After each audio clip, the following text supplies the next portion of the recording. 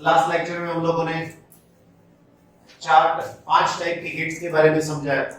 Number 1 first gate था हमारे पास और not gate, then or gate, then and gate, then NOR nor gate, and AND। तो ये 5 गेट समझाए थे। उसका बेसिकली आपको सर्किट का सिंबल याद रखना है, कैसे वो काम करेगा उसके लिए ट्रुथ टेबल बनाओ। ट्रुथ टेबल के बाद में उसी की हेल्प से आप इनपुट मैक्सिमम के साथ में आउटपुट मैक्सिमम कब मिलता है, कौन सी पॉसिबिलिटी है, वो जरा देखो, काम खत्म आपका। राइट? तो सपोज मैं सिर्फ और गेट की बात करूं तो और गेट में मैं क्या बोल सकता हूं, if out of all inputs, if only one or more than one inputs are 1, then output is 1. Right? अभी उसका पूरा का पूरा उल्टा, एंड गेट में क्या होगा, if all the inputs are 1 or you can say maximum, right, then in this condition the output becomes 1. Clear? सिर्फ एक ही गेट है जिसके अंदर एक इनपुट एक आउटपुट है और जिसको नाम दिया है नॉट गेट। राइट? याद कर लेना, बताया था नीट में कम से कम एक क्वेश्चन इसी के ऊपर से आने वाला है। कैसा क्वेश्चन है वो एक्सरसाइज में आएंगे तब मैं फिर से आपको एक्सप्लेन कर दूंगा। Right now we are going to discuss about the exercise. एक तो इलस्ट्रेशंस बाकी है, वो भी हम लोग बाद में सॉल्व कर लेंगे। राइट? सो 14.1 में जा रहे हैं हम लोग एक्सरसाइज में से।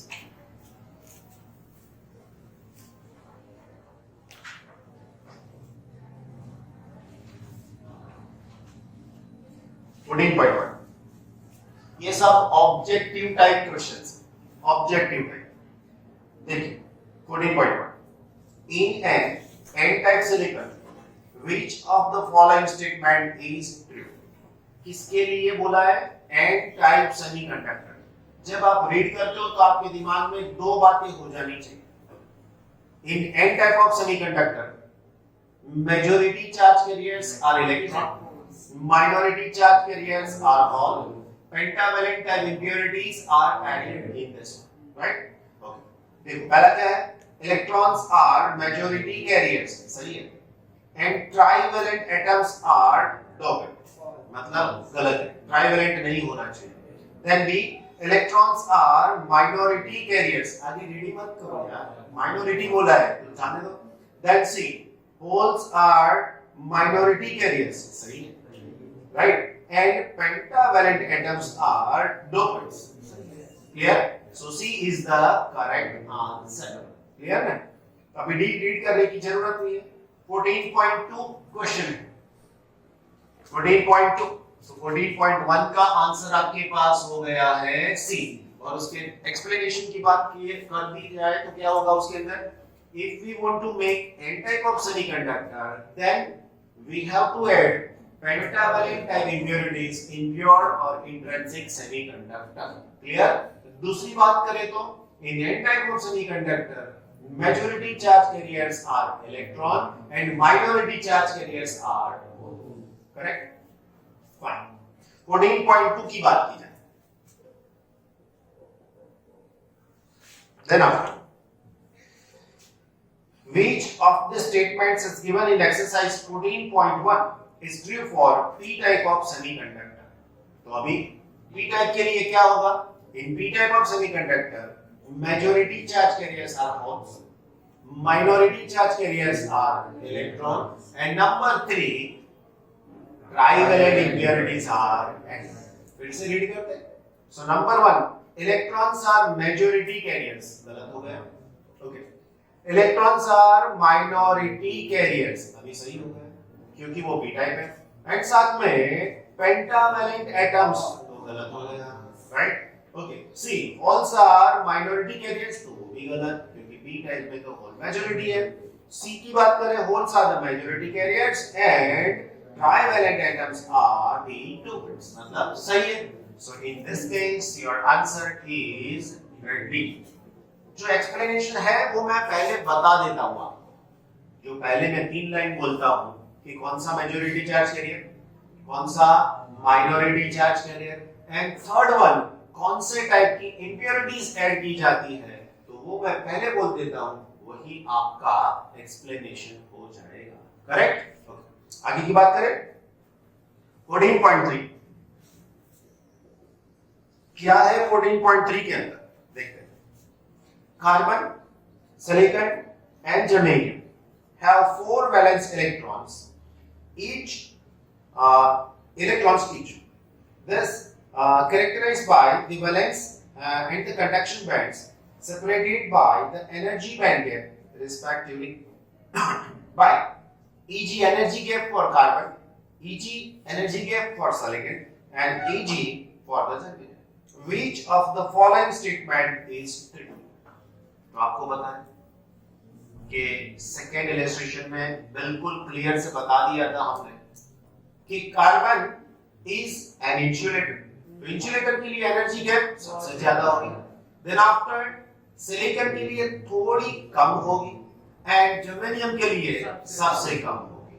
आप थियरी में सीखा भी कि जर्मेनियम के लिए वैलेंस में से कंडक्शन में जाने के लिए इलेक्ट्रॉन को चाहिए 0.72 eV, in that case 1.1 eV in the case of silicon। तो मतलब कौन सा वो सही होगा आपके लिए?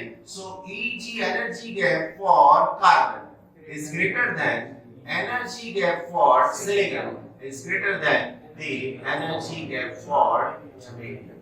मतलब सबसे कम एनर्जी चाहिए और सबसे कम एनर्जी गैप होगी जर्मेनियम के लिए, उससे थोड़ी ज्यादा सिलिकॉन के लिए, सबसे मैक्सिमम होगी कार्बन के लिए। सो 14.3 का आंसर देखा जाए तो क्या हो सकता है? सी, राइट?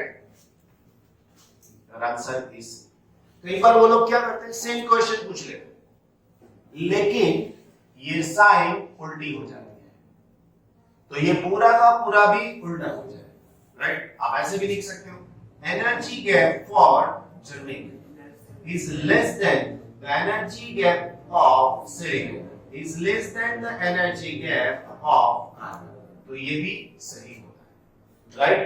आपने ये क्रैम कर लिया, मगर कर लिया तो फिर इसमें नहीं जा पाओगे, भले इसमें साइन चेंज हो जाएगी ऐसी तो, राइट? तो थोड़ा समझ के काम करना पड़ता है। Now the next one is 14.4।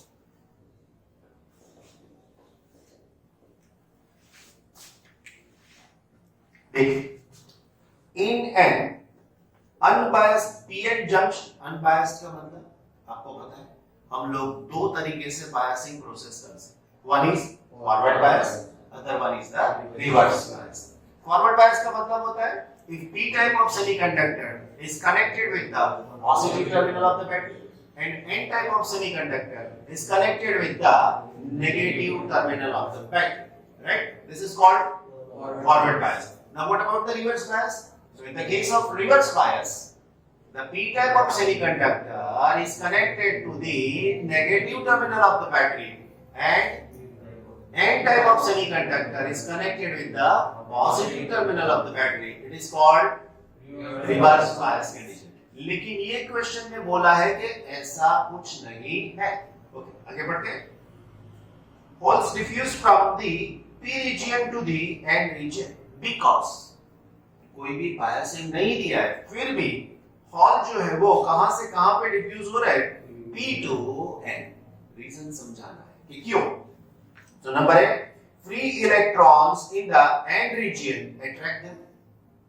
B है they move across the junction by the potential difference, and the third one, hole concentration in p region is more compared to the n region, and number D all above।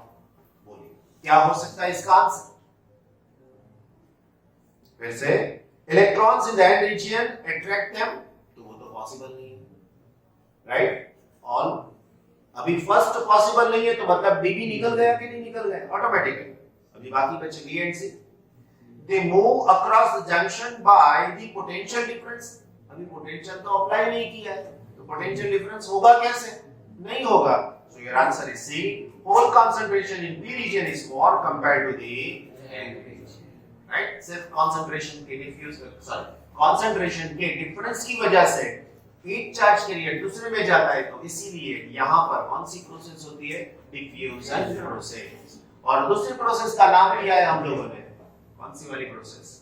Drift process. वो कब होती है? तो जब ये junction बन जाता है, डिप्लेशन बन जाता है, तब ये स्टार्ट होता है, right? Okay, number 14.5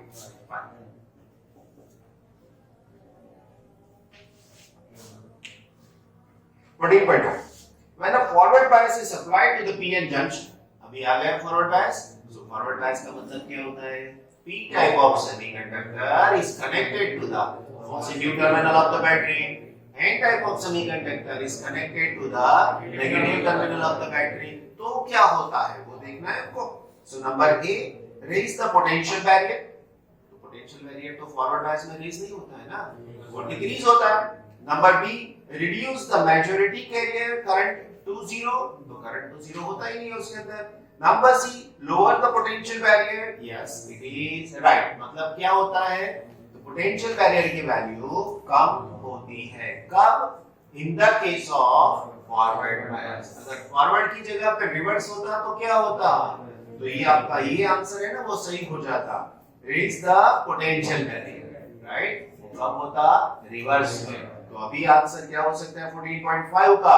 so barrier potential is decrease, so lower the potential barrier। so यहां पर आंसर होगा C, राइट? ऊपर जो है उसका भी आंसर C है 14.4 में, राइट?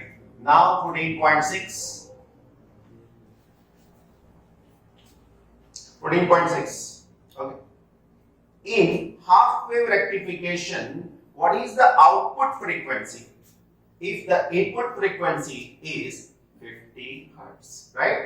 अगर इनपुट की फ्रीक्वेंसी 50 हर्ट्ज है तो क्या होता है? वो आपको क्वेश्चन पूछा है, राइट? दूसरा, what is the output frequency of full wave rectifier for the same input frequency? तो अभी आपके दिमाग में क्या होना चाहिए? तो अभी आपके दिमाग में होना चाहिए उसका वेव फॉर्मेट, हाफ वेव का, फुल वेव का। अगर मैं यहां पर हाफ वेव के लिए ड्रॉ करूं तो हाफ वेव में एसी इनपुट्स ऐसे होते हैं और इसके अकॉर्डिंग आउटपुट कैसा होता है? So only for the half cycle. तो यहां पर एक वेव कंप्लीट तो आउटपुट में भी एक ही पार्ट मिलता है, यहां पर दूसरा वेव कंप्लीट तो आउटपुट में एक ही मिलता है। पल्स गिनने हैं आपको, तो इनपुट का पूरा एक पल्स तो आउटपुट का भी एक ही पल्स मिलता है। Then the frequency is 50 hertz. आई बात समझ में? So in the case of half wave rectifier what can I say? The output frequency is equal to the input frequency. बराबर? सही है ना? ओके। उसके बाद में क्या होता है? तो उसके बाद में फुल वेव के लिए क्या होगा?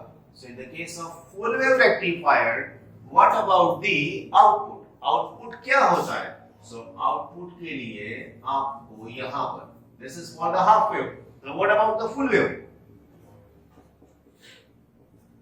So in the case of full wave you are getting one pulse as well as the second pulse as well as the third pulse as well as the fourth।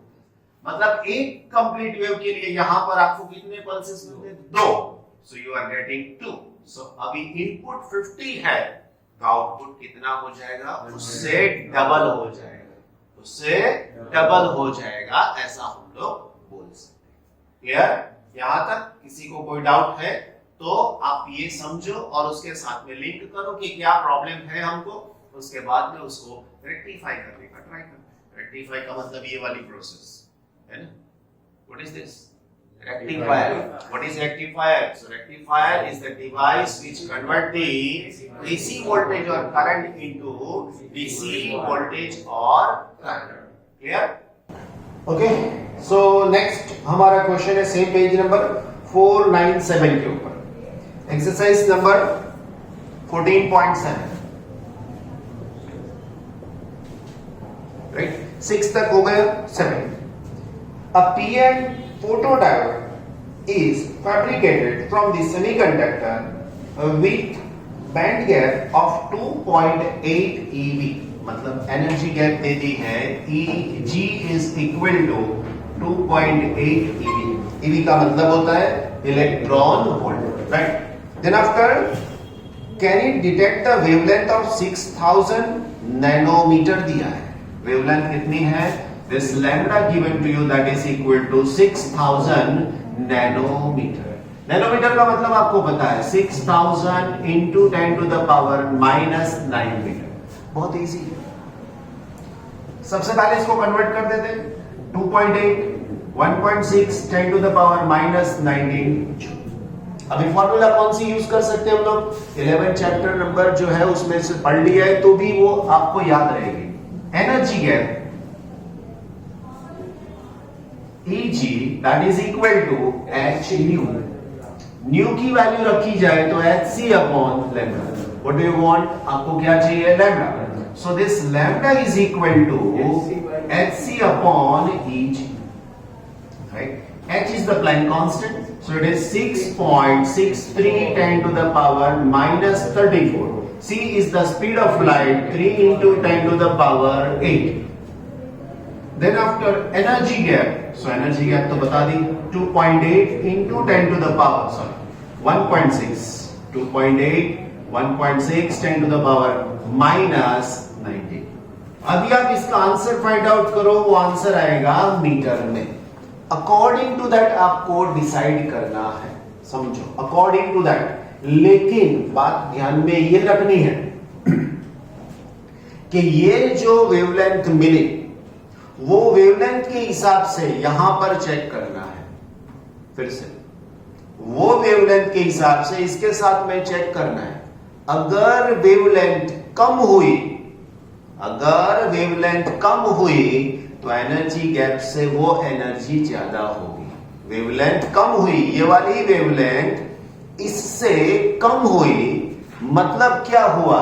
तो इसकी energy जो है वो इससे ज्यादा हो सकती है, राइट? तो डिटेक्ट नहीं करेगा.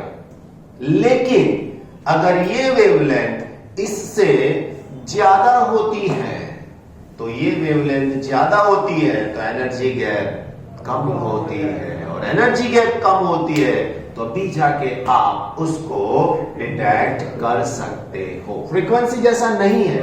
Frequency and wavelength are just reciprocal of each other. Reciprocal का मतलब पता है कि अगर फ्रीक्वेंसी इंक्रीज होगी, देखिए ये रेसिप्रोकल है कि नहीं, तो लैम्बडा डिक्रीज होगा. लैम्बडा इंक्रीज होगा तो ये फ्रीक्वेंसी डिक्रीज होगी. तो ये प्रपोर्शन के साथ में आपको चलना पड़ेगा. अदरवाइज दूसरा भी एक रास्ता है, इसकी फ्रीक्वेंसी निकाल दो क्योंकि आपके पास तो लैम्बडा है, और साथ में यहां से न्यू का आंसर लाओ तो डायरेक्ट सीधा का सीधा जा सकते हो. इसकी फ्रीक्वेंसी फाइंड आउट कर सकते हो. कैसे? तो उसकी फ्रीक्वेंसी के लिए c is equal to lambda into nu. So this nu is equal to c upon lambda. अभी आपको ये न्यू मिल गया, राइट? इससे आप न्यू डैश ले लो तो यहां पर आपको वेवलेंथ की जगह पर क्या मिलेगा? New dash. If this new dash is greater than new, और दूसरी possibility new dash is less than new. ये वेवलेंथ को डिटेक्ट करना है. डिटेक्ट करना है मतलब ये जो है वो कम होनी चाहिए. ये कम होनी चाहिए मतलब ऐसा, तब जाके ये उसके ऊपर डिटेक्ट हो सकता है. ऐसे क्वेश्चंस हमेशा पूछे जाते हैं सिंगल लॉजिकल बेस आंसर. अभी आप इसके अंदर नीट सॉल्व कर रहे हो तो ऐसा कुछ नहीं आएगा. जहां कहीं भी नंबर दिया है वहीं पे विदाउट दिस फॉर्मूला डायरेक्ट आपको ये करना है, आंसर लाना है, और आंसर के साथ में इसको कंपेयर करके तुरंत गार्ड से आंसर लेते हैं, तब जाके आपका काम हो सकता है. अदरवाइज टाइम गया तो फिर एक या दो क्वेश्चंस आगे छूटने स्टार्ट हो जाए. क्विकनेस चाहिए और परफेक्टनेस चाहिए. आपने 100% सिलेबस किया है, कोई प्रॉब्लम नहीं, करते जाओ फास्ट. आपने 80% किया है, मतलब आप सॉल्व करो, कॉन्फिडेंस गेन करो, तब बाद में आगे जाओ, क्योंकि आपको 20% बाकी है, मतलब आपको टाइम ज्यादा मिलने वाला है दूसरों से. क्यों? आपने 20% वैसे ही छोड़ दिया है। तो मैं ये मानने वालों में से हूं 100% करके 40% मार्क्स लाओ, इससे बेटर 80% करके 70% लाओ। नीट में 70% से ज्यादा होते हैं ना मार्क्स, तो आराम से आपको एडमिशन मिलता है। जेडब्ल्यू में तो 60% से भी ज्यादा होते हैं ना, तो भी मिल जाता है। 99 पीआर तक पहुंच जाते हैं 70% वाले बच्चे, 99 पीआर। और ध्यान में रखना है कि क्वेश्चन को अटेम्प्ट करने की जगह पर छोड़ने की क्विकनेस ज्यादा होनी चाहिए। कोई लोग क्या करते हैं, आधा सॉल्व किया फिर सोचते हैं कि यार ये तो नहीं आता है। दोनों साइड में नुकसान, एक तो टाइम गया और आंसर नहीं आया, छोड़ दिया। इससे बेटर ये क्विकली छोड़ दो उसको। यस, फर्स्ट सेकंड नहीं आ रहा, चलो भागो इसमें से। फिर सब में भागना नहीं है, वो भी नहीं होना चाहिए, राइट? ओके, सो कैलकुलेशन करके आप आंसर लाइए। नेक्स्ट क्वेश्चन हमारे पास देखिए, एडिशनल एक्सरसाइज पेज नंबर 498 के ऊपर क्या दिया है आपको? 14.8।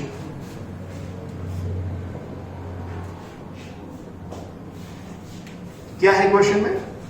The number of silicon atoms per metre cube is 5 into 10⁻²⁰। किसके एटम्स की बात हो रही है?